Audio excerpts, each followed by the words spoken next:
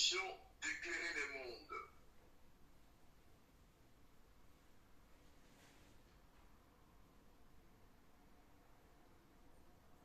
Très bien.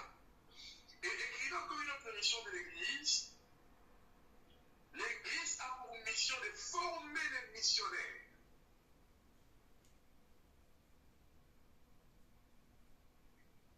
Je pense que tous les bien-aimés qui sont connectés sont là. Je ne pense pas que je prêche à deux personnes. Est-ce que tout le monde est là ou pas? Parce que nous, on ne vous voit pas.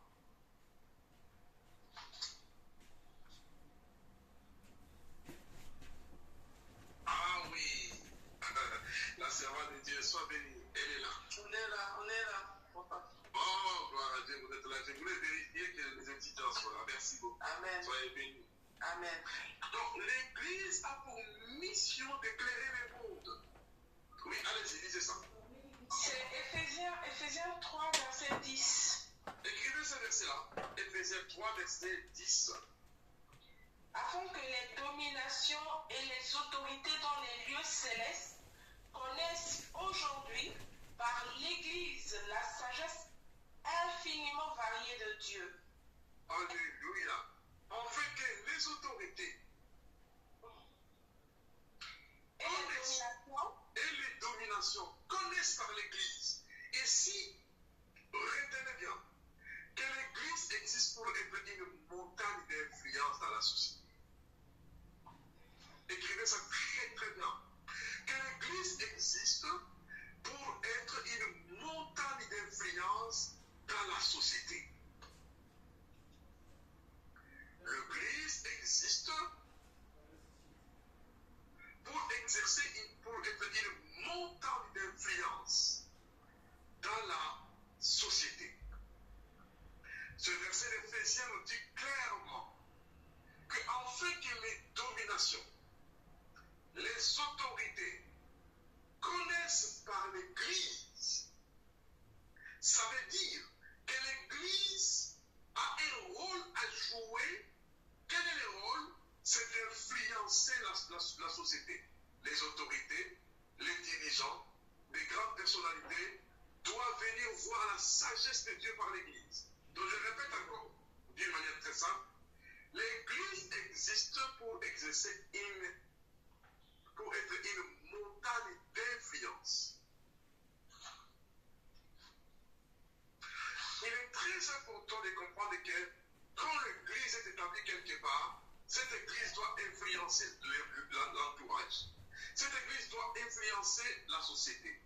Cette Église doit influencer les institutions.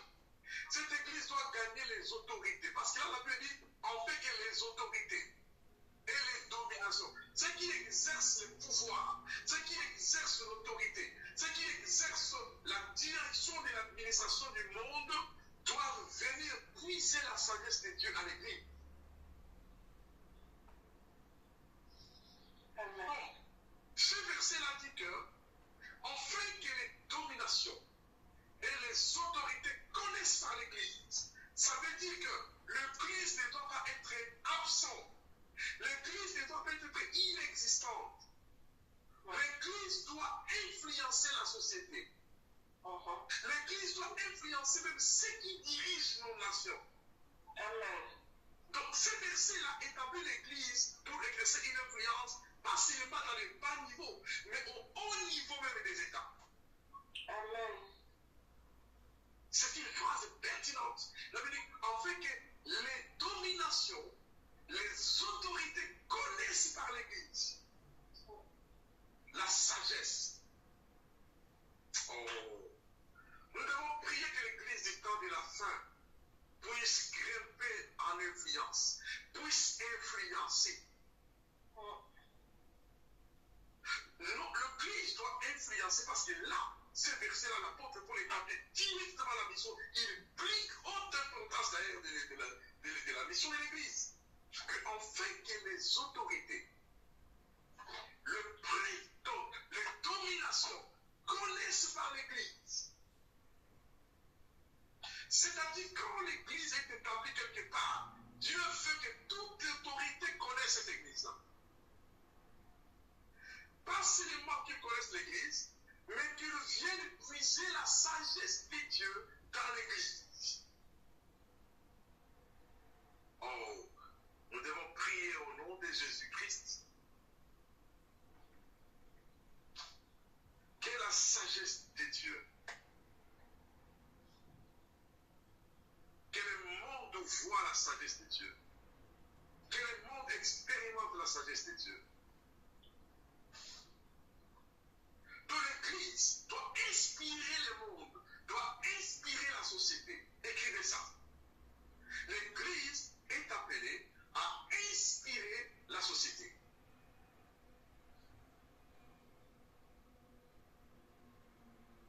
Très, très, très important. L'Église doit exercer une montagne d'influence. Là où les dirigeants du monde veulent prendre les grandes décisions du pays, qu'on invite aussi ceux qui dirigent l'Église. Là où les autorités du monde veulent trouver des solutions pour la nation, qu'on consulte aussi ceux qui dirigent les églises. Pourquoi? Parce que Dieu ne veut pas que l'Église reste absente, que l'Église reste ignorante, que l'Église reste à l'écart de ce qui se passe dans la société. Non, Dieu veut que l'Église exerce une influence. L'Église soit une montagne d'influence.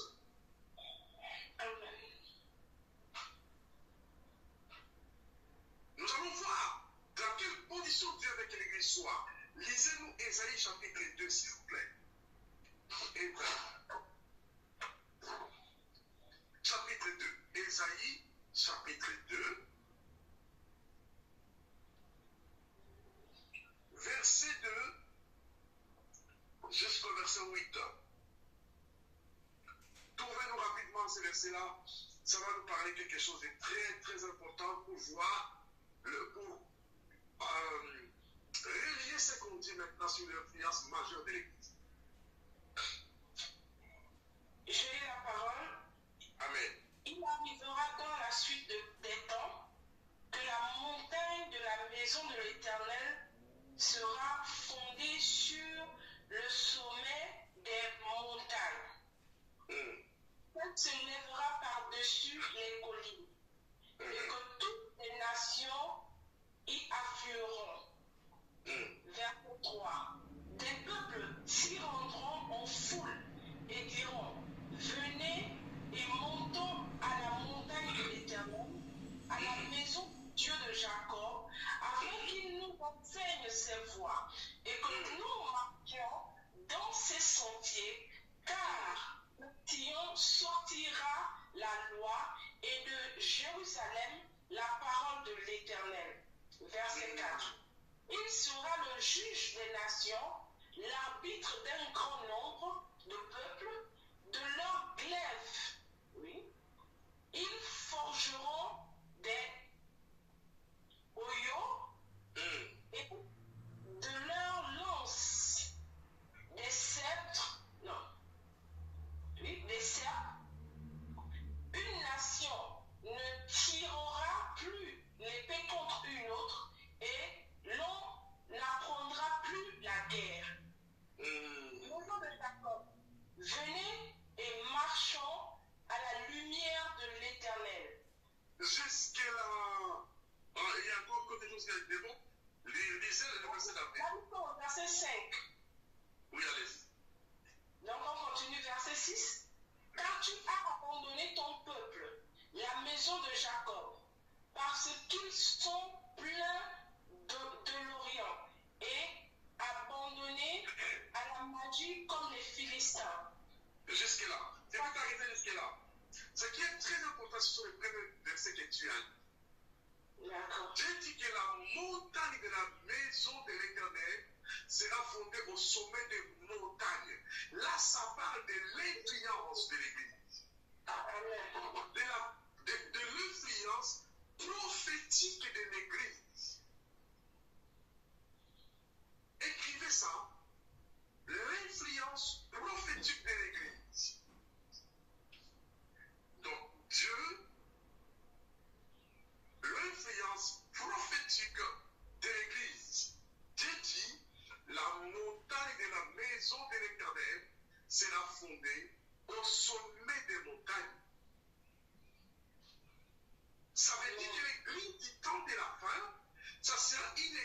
placée au sommet et cette église va influencer la société.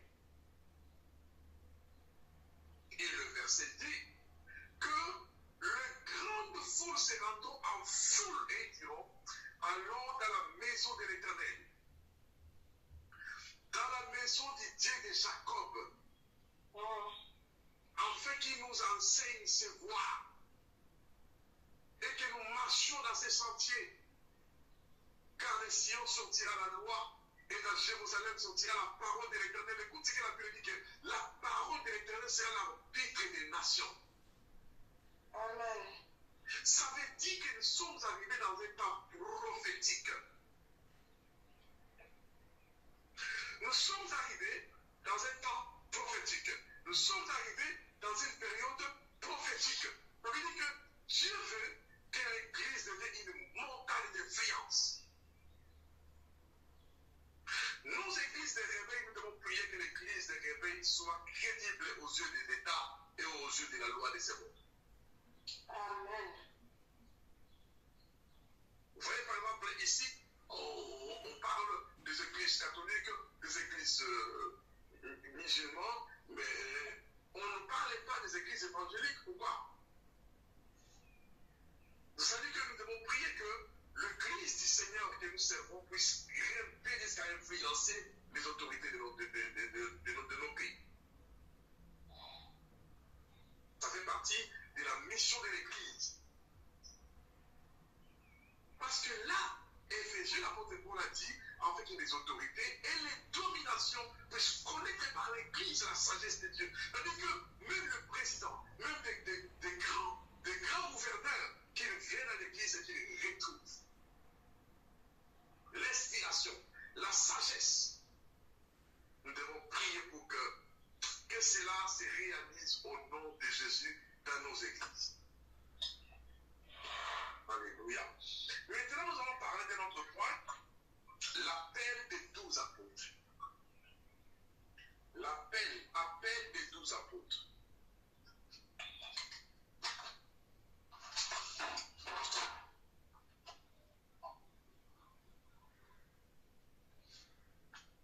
Appel des 12 apôtres. Luc chapitre 6. Luc chapitre 6. Les versets 12. Et Matthieu chapitre 10, verset 2. Marie va lire, va chercher Marie va chercher Matthieu 10, verset 2. Pendant que la congrégatrice nous cherche, Luc chapitre 6, verset 12.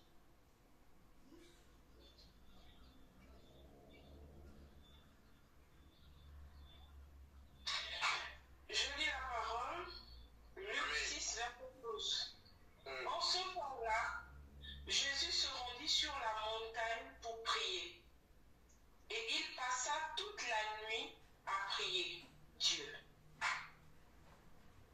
Allez-y. Les versets qui suivent. Quand le jour parut, il appela ses disciples et il en choisit 12, auxquels il donna le nom d'apôtres. Très bien. Là, nous voyons d'abord l'appel des 12 apôtres. Notez bien que Jésus a laissé son église à des personnes qu'il a choisies et formées. Matthieu chapitre 10, verset 2, si tu ne l'as pas trouvé, c'est pas grave. C'est pas grave. Alors, notez bien que Jésus a laissé son église aux hommes qu'il a choisis et qu'il a formés.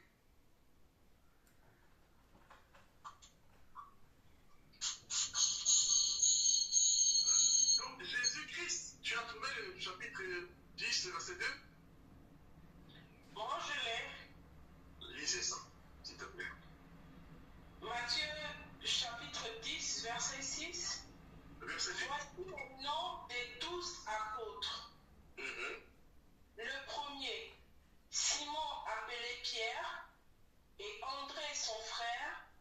Jacques, fils de Zébédée, et Jean, son frère, Philippe et Barthélemy, Thomas et Matthieu, le publicain, Jacques, fils d'Alphée, et Thaddée, Simon, le Cananite, Judas, l'Iscariote, celui qui livra Jésus. Donc pour moi, tels sont les 12 que Jésus envoya après leur avoir donné les instructions suivantes. N'allez pas vers les païens et n'entrez pas dans les villes des Samaritains. Très bien. Là, nous allons voir que Jésus a appelé et formé des personnes qui devaient rester avec son Église. Donc, Jésus-Christ savait qu'il devait retourner auprès du Père. Il a appelé les 12. Il les a formés. Il les a confié le mandat de l'Église. Donc, notez bien que Dieu est un Dieu qui forme ses ouvriers. Dieu est un Dieu qui forme ses ouvriers.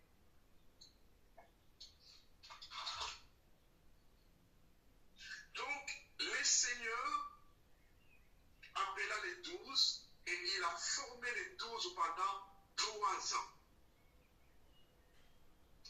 Jésus-Christ appelle et forme.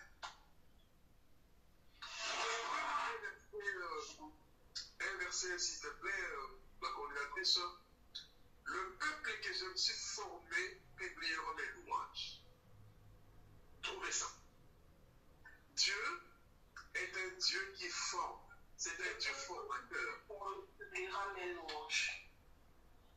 Dieu est un Dieu qui forme ses serviteurs. Et notez bien d'abord que la formation précède l'entrée en action.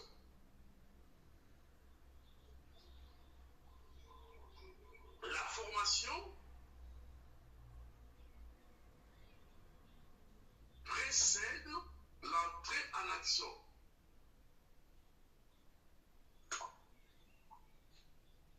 La formation, une seconde s'il vous plaît. Est-ce que JP est là? Je suis là, pasteur. Je ne sais pas s'il y a une personne qui s'appelle Frère Kalaka et qui est grâce Kalaka, qui cherche les liens du cours. Bon, attends, comme je suis déjà prêt à l'envoyer, je le ferai. Grâce Kalaka, tu peux les trouver là-bas, s'il te plaît. Je ne suis pas dans ma liste, moi. Ok, d'accord. Moi, je lui envoie tout de suite.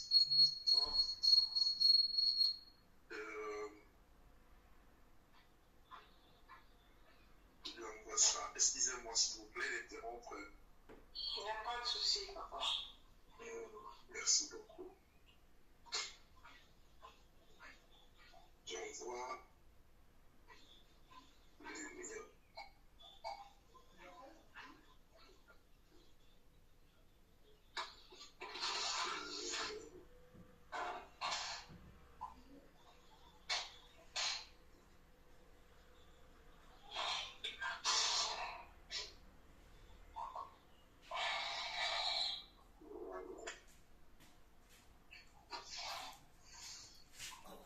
Ok, je viens de lui envoyer ça.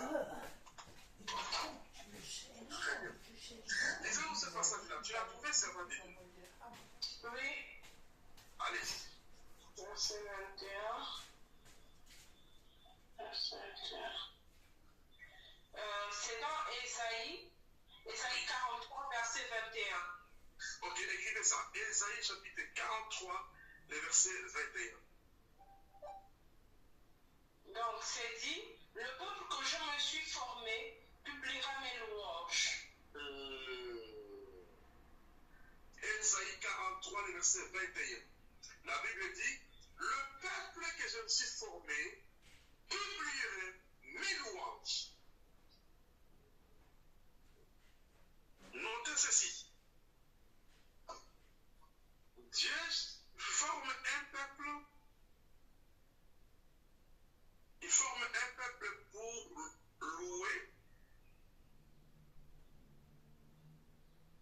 Dieu cherche un peuple pour louer, virgule, pour servir.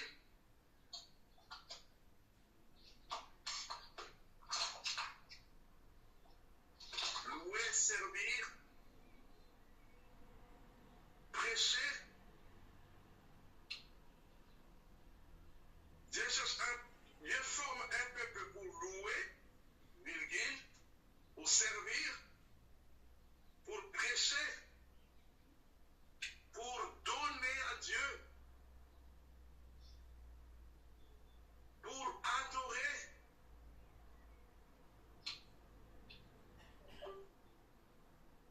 Pour adorer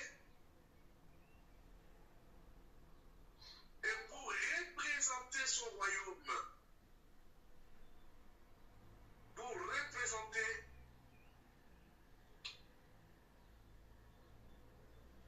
son royaume.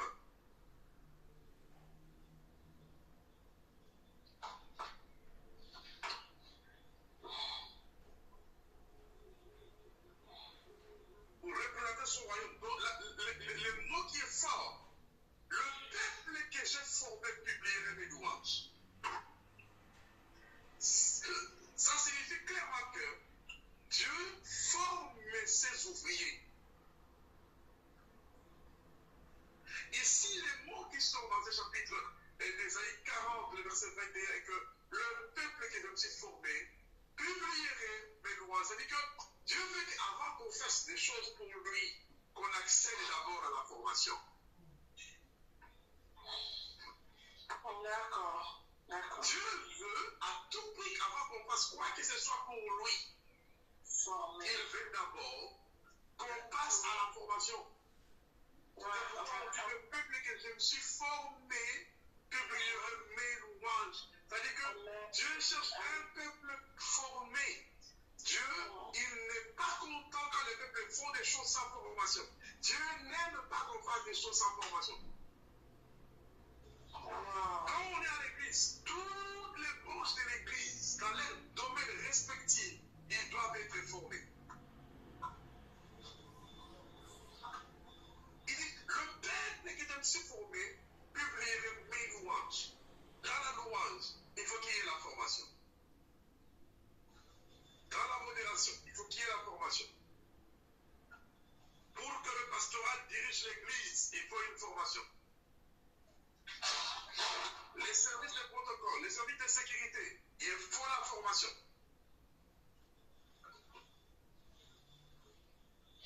Donc, tout ce qu'on fait après la formation donne gloire à Dieu. Parce que la formation nous éclaire. Tu vas écrire l'importance de la formation.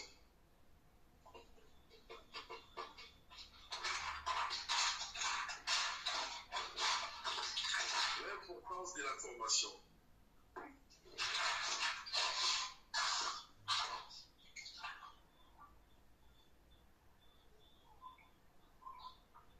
Alors tu vas écrire la formation supprime l'ignorance.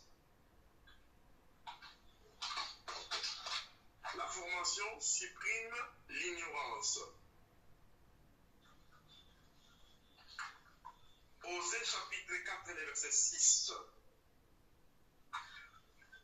La formation supprime l'ignorance.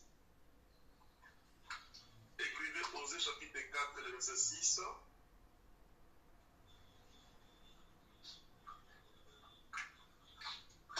Donc la formation supprime l'ignorance. La formation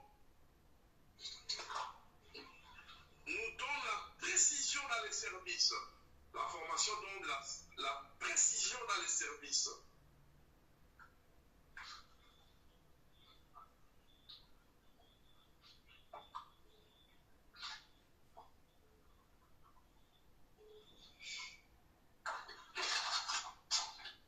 formation donne la précision dans les services.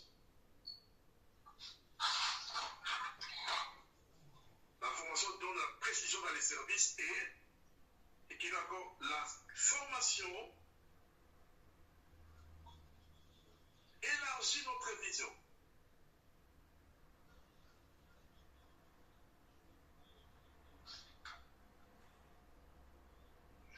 La formation élargit notre vision. Osée chapitre 4, verset 6, ça dit quoi ça? Osée 4, 6.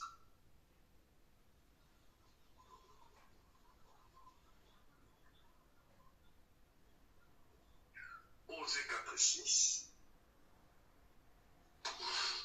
Osée 4, 6 dit: Mon peuple est détruit parce qu'il lui manque la connaissance. Puisque tu as rejeté la connaissance, je te rejeterai et tu seras couronné de mon sacerdoce. Puisque tu as oublié la loi de ton Dieu, j'oublierai aussi tes enfants. Dieu dit des choses très précises que mon peuple est détruit parce qu'il lui manque la connaissance. Et il dit parce que vous avez rejeté la connaissance, moi aussi je vous rejette. C'est-à-dire que tous les gens qui refusent la formation, d'accéder à la formation, ils risquent le rejet De Dieu. Dieu lui-même dit, parce que vous refusez, vous rejetez la connaissance, moi je vous rejette. Et parce que vous avez oublié ma loi, j'oublie aussi vos enfants. Mais non, moi je ne veux pas que tu oublies mes enfants. Amen, vraiment. Donc vous voyez que quand le peuple n'est pas formé, et cette marque de formation est très très dangereuse. Dieu dit, mon peuple est détruit parce qu'il manque la connaissance. Parce que tu as rejeté la connaissance, moi je te rejette. Parce que tu as refusé la loi de ton Dieu. Et il dit, je vais te dépouiller de mon sacerdoce, je vais te garder de mon sacerdoce. C'est-à-dire que le manque de formation est très, très, très dangereux. C'est pour cela que nous, en tant que serviteurs, servants de Dieu, nous sommes appelés à aimer la formation. À accéder à la formation. Parce que Dieu lui dit, le peuple que je me suis formé, quand on est en train de faire des choses comme ça, Dieu ne voit pas que c'est moi qui forme. C'est Dieu qui nous forme tous. Il dit dans Ésaïe chapitre 43, verset 21, le peuple que je me suis formé publiera mes louanges. Le modèle de Jésus est simple. Avant de laisser l'église, il a d'abord formé pendant 3 ans les disciples avant de leur confier le mandat de l'église. Donc, la formation joue un rôle majeur. La formation est très, très importante. Il faut bien comprendre que quand on est formé, on est en accord d'abord avec Dieu lui-même.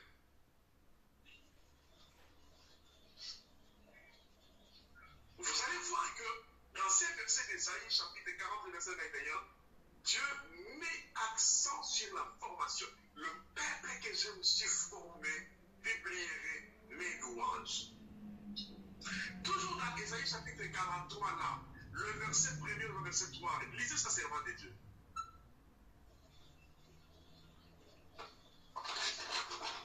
Ésaïe 43, verset 1er, verset 3, s'il vous plaît.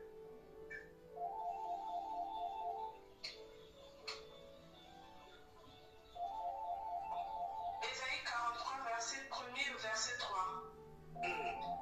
Ça, ainsi parle maintenant l'Éternel, Oh, ben, t'a créé, alors, tu ô veux Jacob, celui qui t'a formé, ô Israël. Ne crains rien, car je te rachète. Je t'appelle par ton nom, tu es à moi. Verset 2.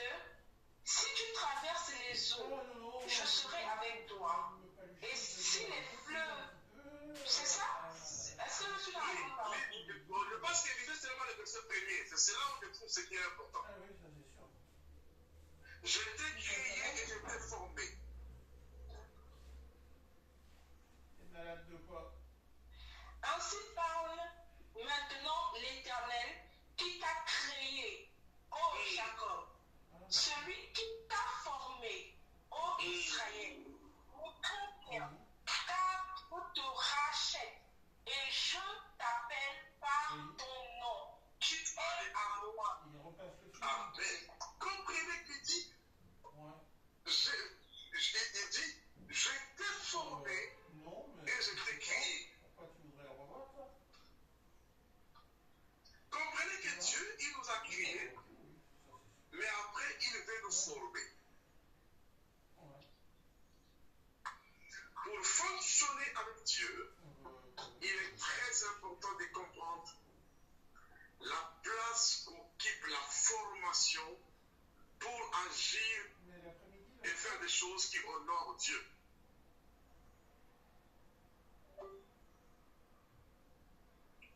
Dans ce passage, Dieu nous rappelle qu'il forme D'accord. ses serviteurs. Là, je te dirai d'ici. Et la formation occupe la pensée de Dieu. La formation est très importante. Moi, je regrette ces personnes qui disent que les apôtres n'avaient pas étudié, ils ont dirigé l'église. Mais qui vous dit qu'ils n'ont pas étudié? Ils n'ont pas étudié. Les apôtres ont été formés 3 ans. Amen, amen. Jésus a pris du temps pour former les disciples, les apôtres, avant de les laisser l'église. Si quelqu'un vous dit non, les choses de Dieu, il ne faut pas étudier ça. En tout cas, c'est le Saint-Esprit qui enseigne. On n'a pas besoin d'étudier. Les apôtres n'avaient pas étudié, ils ont prêché l'évangile. Mais c'est faux. Ici dans la Bible, nous voyons clairement Dieu nous dire, j'ai créé Jacob, je l'ai formé. Bye. C'est-à-dire, notre Dieu est un Dieu qui forme ses ennemis. Notre Dieu est un Dieu qui forme ses serviteurs, qui forme ses appelés. C'est pourquoi un serviteur, une servante qui veut aller loin, qui veut opérer pour Dieu, il doit impérativement aimer la formation. Désirer la formation. C'est donner à la formation. Parce que quand on est formé, on fait des choses qui honorent Dieu. Nous allons passer à un autre point. On va parler maintenant sur la naissance et la croissance de l'Église.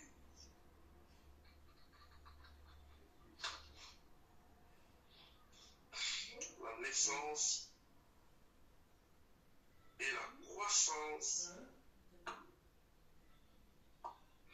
de l'Église. La naissance et la croissance de l'Église. On va lire Actes des Apôtres chapitre 2. Le verset 1er au verset 7. Là, nous voyons la naissance de la première Église.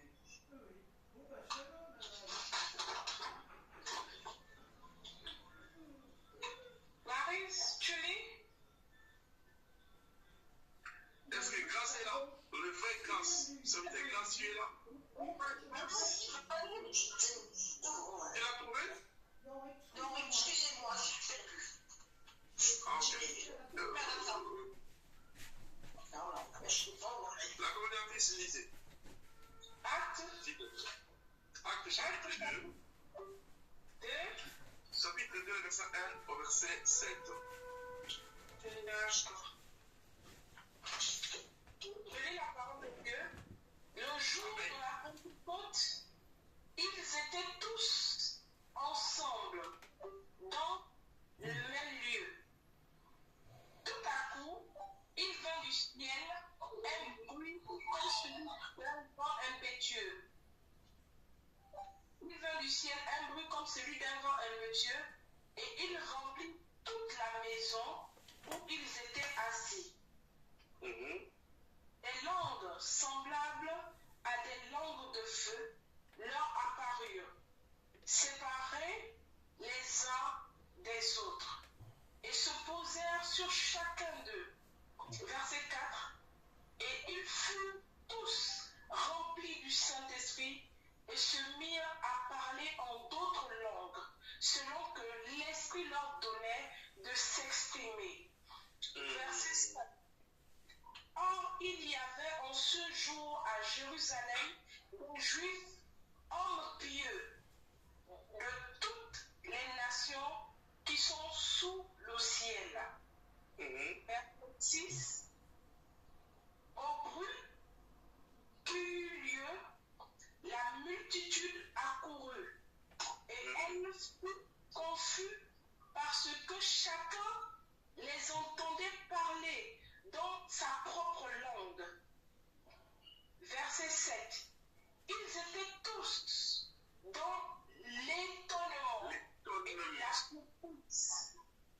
Amen. Maintenez que l'Église est née dans la puissance du Saint-Esprit. Notez bien que l'Église de Jésus est née dans la puissance du Saint-Esprit. L'Église de Jésus est née dans la puissance du Saint-Esprit les jours de la Pentecôte. Donc, et Dieu, Et la Pentecôte, c'est dans bientôt. la première... Comment? La Pentecôte, c'est dans 10 jours à peu près. Oui. Et là, nous parlons de la première Pentecôte, le jour où le Saint-Esprit est descendu et l'Église de Dieu est née sur la terre. Nous allons voir quelque chose de très fort dans la naissance de cette Église. Ils étaient au nombre de 120 personnes. Mais quand le Saint-Esprit est descendu, ce jour-là même, 3000 personnes se sont converties. Ça veut dire ceci. Dieu veut que son Église puisse fonctionner d'une manière surnaturelle et pour créer les pactes. Le jour de la Pentecôte, où les Juifs célébraient une grande fête, tous les Juifs qui habitaient les provinces et d'autres pays étaient venus à Jérusalem là, et ils adoraient. Et tout à coup, les chrétiens priaient. Et l'Esprit est descendu sur eux.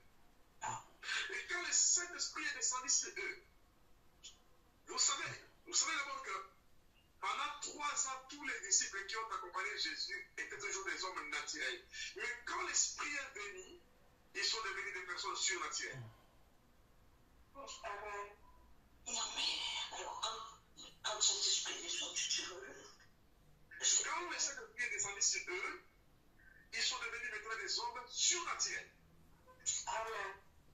Pendant tout le temps qu'ils accompagnaient Jésus, bien qu'ils écoutaient Jésus, bien qu'ils étaient avec Jésus, bien qu'ils voyaient le miracle que Jésus faisait, mais ils étaient des personnes naturelles. C'est pourquoi tantôt ils étaient forts, tantôt ils étaient faibles, tantôt ils abandonnaient, tantôt ils étaient là. Pourquoi? Parce que quand on est naturel, on ne peut pas tenir longtemps dans les affaires de Dieu. Quand on est naturel, on ne peut pas accomplir une grande influence. Quand on est naturel, on ne peut pas manifester l'impact et la puissance de Dieu. Mais quand le Saint-Esprit est descendu sur eux, oh, parce que la Bible dit que c'est un esprit de force, esprit de foi, esprit de louange, esprit qui glorifie le Seigneur, esprit de persévérance, esprit de prière.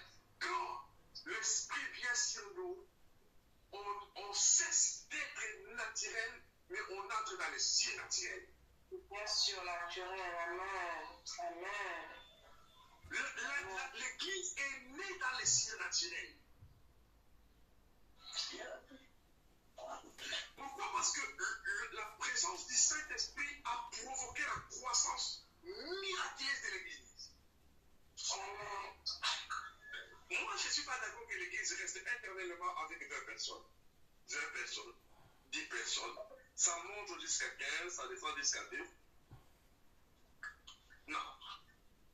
Jésus ne veut pas que l'église soit comme ça.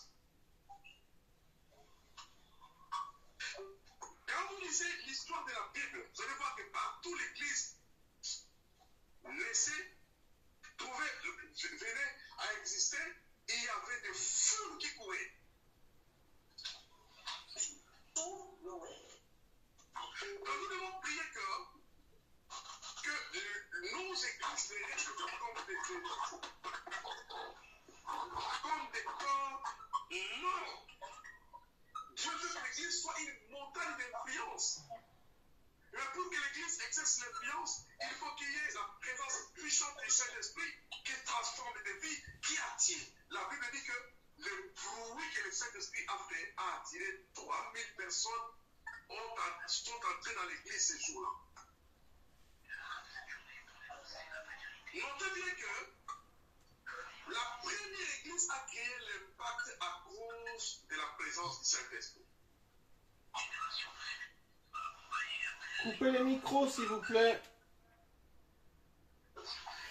La première église a exercé l'influence à cause de la puissance du Saint-Esprit.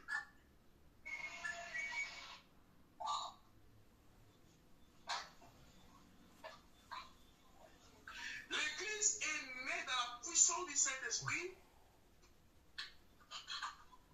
Et cette église avec 5 caractéristiques, l'église primitive. Écrivez ça. Les 5 caractéristiques de l'église primitive. 5 caractéristiques. 5 caractéristiques de l'église primitive. On va étudier ça.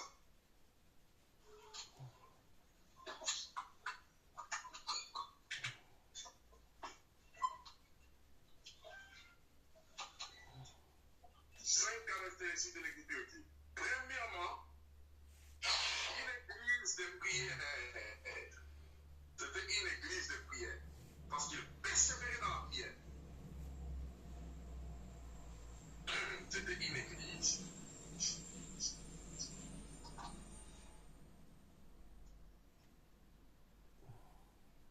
de prière. 2. C'était une église conduite par le Saint-Esprit.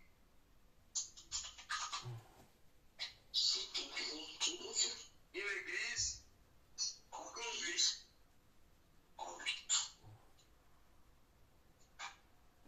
par le Saint-Esprit.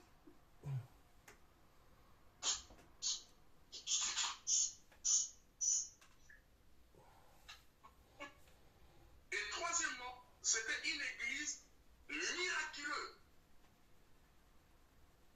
Une église miraculeuse. Donc il y avait des puissants miracles qui se produisaient dans cette église-là.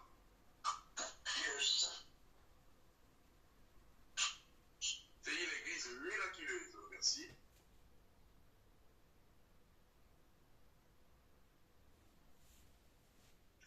Quatre, c'était une église de la parole basée sur Jésus. Une église de la parole. Une parole qui transformait des vies. Parce que les gens, il y a des gens qui prêchent, mais rien ne se passe. Mais la parole dans la première église, c'était une église qui avait la parole qui changeait des vies des gens. C'était une église de la parole transformatrice.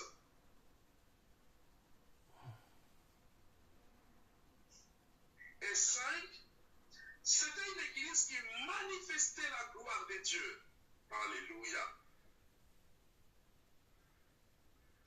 Une église qui manifestait la gloire de Dieu. Donc quand les gens voyaient la première église, ils voyaient ces 5 choses-là. La prière, le Saint-Esprit, la parole transformatrice, le miraculeux et la gloire de Dieu. Ce sont ces éléments clés qui ont fait que cette église, la première église, ne soit pas comme quelque chose de vide à l'intérieur, mais que ce soit une église puissante, une église forte, une église qui accomplissait les prodiges, une église qui, quand les gens venaient dans cette église, leur vie changeait.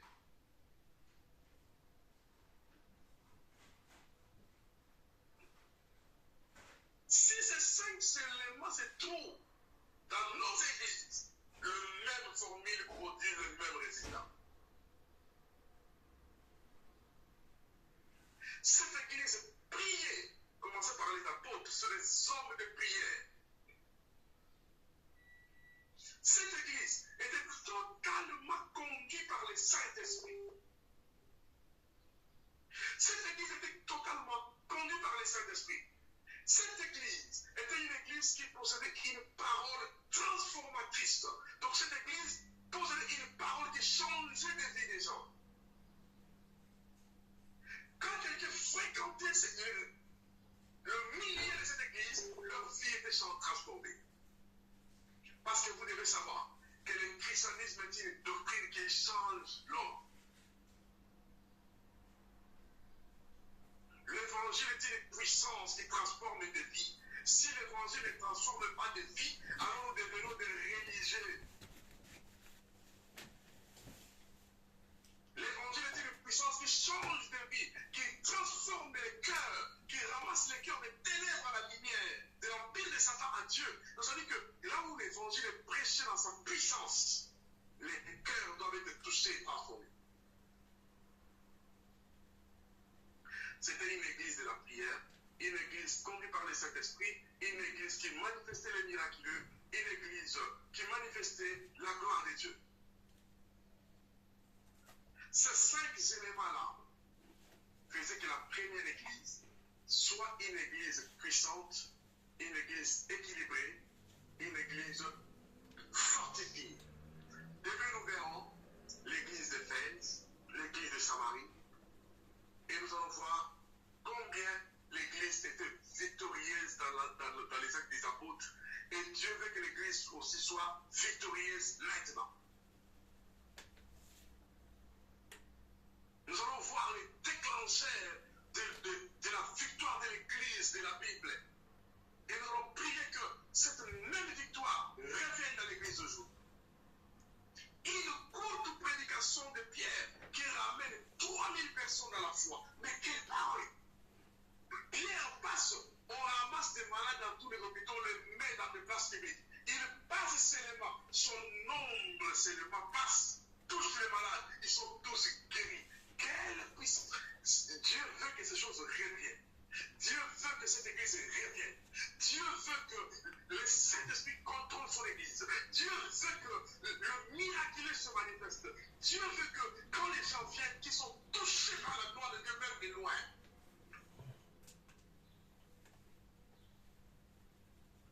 Oh, alléluia. Nous voulons que cette gloire revienne à l'église. Nous ne voulons pas l'église où on vient, des chansons sont totalement faibles, et il n'y a pas la vie, il n'y a pas la délivrance, il n'y a pas de guérison. Les gens qui viennent à l'église, ils dorment, ils ronflent à l'église. Mais non! Je ne peux pas accepter que je suis en train de prêcher à l'église et une personne ronfle. Ce n'est pas par les efforts humains. Il faut laisser que l'église soit brillée par le Saint-Esprit. Parce que quand la personne, l'esprit est là, mais la personne ne trouvera jamais le sommeil. Le sommeil n'entrera pas. Comment quelqu'un me fait des cauchemars après quitter l'église parce qu'il dort? Nous devons prier que l'esprit revienne. Que les 5 éléments qui ont fait que l'église soit victorieuse dans la Bible, que ça revienne dans l'église aujourd'hui. Amen.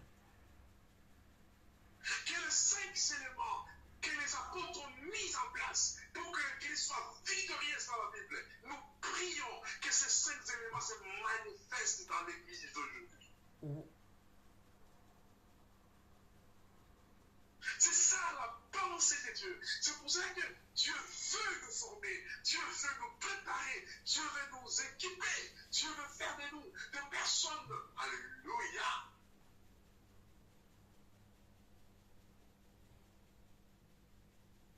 Soyez bénis dans le nom de Jésus-Christ. Amen. Laissez que nos vies soient contrôlées par le Saint-Esprit. Laissez Dieu nous former. Laissez Dieu nous emmener à la prière. Laissez nos vies dirigées par le Saint-Esprit. Laissez la parole nous imprégner. Laissez Dieu nous former. Il faut aimer la formation parce que c'est un Dieu qui forme ses serviteurs, qui forme son Église. Il dit, le peuple que j'ai formé publierait mes louanges. Pour publier les louanges de Dieu, il faut être formé par Dieu. Amen. Amen. Dieu dit, le peuple que j'ai formé, Ésaïe 43, le verset 21, le peuple que j'ai formé, il publierait mes louanges. Nous voulons que les 5 éléments qui ont impacté l'église primitive, les 5 éléments qui ont impacté la première église nous impactent aussi. Pourquoi? Et la Bible dit que Jésus-Christ est le même hier, aujourd'hui et éternellement. Ce qu'il a fait aux apôtres, il est prêt à le faire encore aujourd'hui. Nous voulons seulement mettre en place les mêmes formules pour que ça produise le même résultat.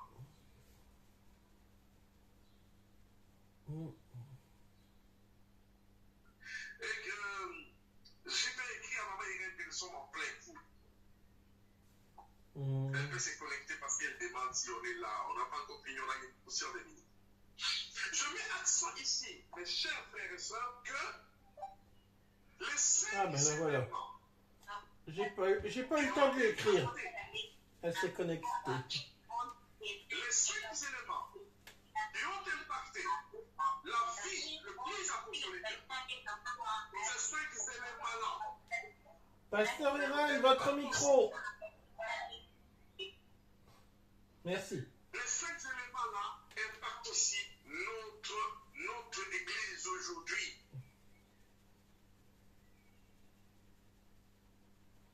Si notre église ne crée pas de l'impact, si notre église n'influence pas, c'est parce que les 5 éléments ont quitté.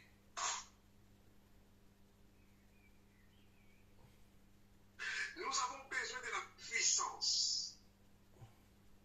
Nous avons besoin que l'Église prie. Nous avons besoin que l'Église soit conduite totalement par le Saint-Esprit. Nous avons besoin que quand les gens viennent à l'Église, qu'ils voient les miracles dans leur vie. Quand les gens viennent à l'Église, qu'ils soient impactés par la gloire de Dieu. Oh, moi je me demande comment Pierre passe. Il ne touche personne. Son ombre seulement touche le paralytique, le malade.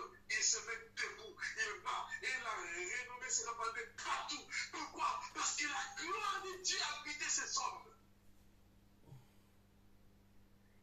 Oh, que cette gloire revienne au nom de Jésus. Que cette puissance revienne. Que les gens viennent trouver Dieu dans nos vies. C'est pour cette raison-là que nous avons besoin d'être formés dans les surnaturels. C'est pour cette raison-là que Dieu veut nous amener dans la fourneuse de feu de son esprit. Parce que nous sommes l'église du temps de la fin. Nous avons un mandat de manifester la puissance de Dieu aux nations. Que Dieu vous bénisse beaucoup pour l'enseignement de ce soir. Merci d'être là. On se reverra demain. Et je pense que demain, JP va faire un grand travail pour rassembler tout le monde, pour informer encore tout le monde. Mais j'avais quand même informé beaucoup de monde aujourd'hui. J'avais envoyé des messages WhatsApp et tout. Et voilà. Ok. Je pense qu'ils vont reprendre nos habitudes comme d'habitude. Mais vous qui êtes là, vous êtes violents, que Dieu vous bénisse.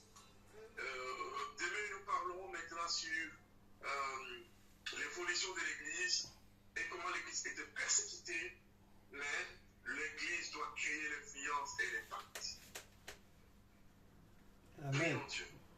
Seigneur, je prie pour tes enfants qui ont écouté ta parole. Et le Saint-Esprit travaille dans les cœurs. Que le Saint-Esprit enseigne les cœurs de ton peuple. Que le Saint-Esprit nous pousse à aimer la formation. Que le Saint-Esprit nous pousse à aimer la formation, à s'accrocher à la formation, à nous attacher profondément à la parole que Jésus a implantée dans nos cœurs. Merci Saint-Esprit, parce que nous voulons être des instruments et des canaux de la puissance dans ces temps de la fin. Au nom de Jésus, Amen. Amen. Je voulais donner un communiqué très important. Retenez que nous commençons le puissant cours de chaque lundi. Ça commence du 1er juin. Le 1er juin, ça sera un lundi. Regarde un peu non, ça sera le 4 juin. Premier lundi du mois de Dieu sera le 4 juin. De 19h, heure de France, à 22h. C'est les cours de DCPI, ça, c'est ça?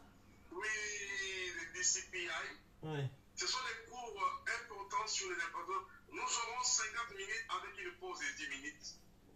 50 minutes avec une pause de 10 minutes. Donc, et dès que ça commence, donc, ça sera le premier lundi du mois de juin. C'est quelle date Le premier lundi de quelqu'un a vérifié? Le premier lundi de juin, c'est le 8. Ah, c'est le premier, oui, t'as raison, Aïcha. T'as raison, Aïcha, c'est le 1er juin. Ça sera quel jour? Le 1er juin. Lundi 1er juin. Ah, donc lundi 1er juin. Oh, ok. Donc, je vais vous envoyer le flyer que Pasteur Philippe Boulanger vous a envoyé. D'envoie ça à JP. Il va envoyer à tout le monde. Là, au-dessus du flyer, là, vous allez voir toutes les dates. C'est le flyer. Vous allez voir toutes les dates. Et surtout, retenez une chose. Vous savez quoi? Notre école est reconnue par DCPI et par les CFM comme une école exemplaire. Amen. On a parlé de nous à DCPI et d'ailleurs à DCPI, on m'a demandé de donner à Jean-Philippe qui sera le secrétaire qui va travailler avec Philippe Boulanger parce que là ce n'est pas moi le directeur, c'est Philippe Boulanger qui va diriger et toi tu travailleras avec lui. Tu comprends que, et nous serons plus celles qui vous donnent envoyer notre information. Il y aura d'autres écoles aussi qui seront connectées. Mais les secrétaires, on l'a trouvé dans notre école. Amen. Donc, GP, il est connu là-bas. La candidatrice Aïcha est connue là-bas. Donc, comprenez que ce que nous faisons, ce ne sont pas des rigolades. Et je souhaite que vous soyez exemplaires. Je vous connais, vous avez la capacité d'être là, ferme. Et nous aurons nos certificats, c'est pourquoi on a demandé l'adresse mail de chaque participant. Je vous demande tous, à nous tous ici, ceux qui n'ont pas encore donné leur adresse mail, faites-le. Déjà, on a déjà un nombre de personnes qui ont déjà donné. Ceux qui n'ont pas encore fait, envoyez ça à Jean-Philippe, à JP, soit à moi je vais lui envoyer. Donc, notre école, est-ce que Jenny elle m'entend ou pas? Elle est connectée en tout cas. Oui. Je vous entends, papa. Bonjour. Très très bien. Bonjour Jenny. Alors, retenez ceci. Nous, l'école, comme nous sommes modèles, nous sommes école modèle, retenez que le premier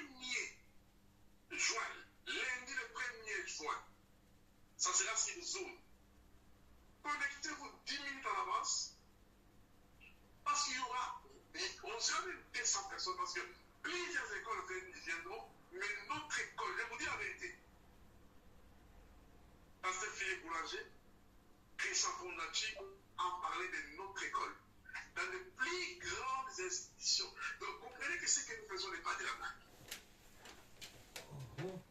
Et à la fin, chacun de nous aura un certificat de CPI international.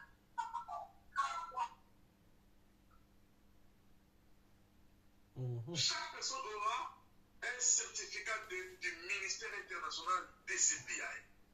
Donc, ce certificat sera fabriqué directement aux États-Unis avec les cachets du fondateur des CPI.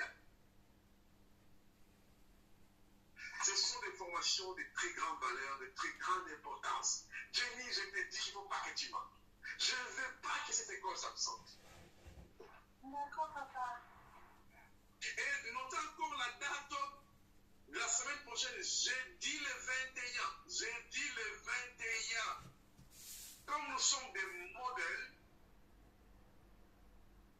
nous sommes aussi invités par Philippe Boulanger à partir de 15h heure de France et 14h heure d'Afrique. Là, c'est exceptionnel parce que ce sera le dernier rencontre avant notre rencontre de. Donc, vraiment, je donne un coup de chapeau aux deux coordinateurs et à tous les étudiants de notre école des sciences naturelles et de l'école des disciples de Christ parce que vous êtes le meilleur. Merci. Vraiment, ça m'a fait chaud au cœur. Parce que moi, l'année prochaine, j'aurai mon certificat en tant que professeur des écoles. Wow. Parce qu'on a suivi la formation, l'année prochaine, moi j'aurai un certificat qui me certifie, qui me reconnaît en tant que professeur, enseignant dans des grandes écoles bibliques. Alléluia! Oh, je pense que c'est une bonne chose pour nos élèves. Donc, ce que nous faisons n'est pas rien. Le certificat, vous prenez là. Après ce certificat, il y aura une autre session où vous serez des diplômés. Il y aura une autre session où vous aurez maintenant ce qu'on appelle l'accréditation pour enseigner des vérités que vous recevez. Ce sont des occasions où on nous donne gratuitement des enseignements très très riches et il faut simplement le bénéficier. Je compte sur vous, que le Seigneur vous bénisse pour tout ce que vous recevez. Gardez-les, protégez-les et ce sont les trésors du royaume. Amen. Merci beaucoup. Et je vous laisse avec le bonus de 2 minutes, je vais les récupérer demain. D'accord. Bonne soirée, pasteur. À demain. Merci beaucoup. Que Dieu vous bénisse beaucoup. Bonne soirée, on se voit demain. À demain. Bonne soirée. Merci pareillement.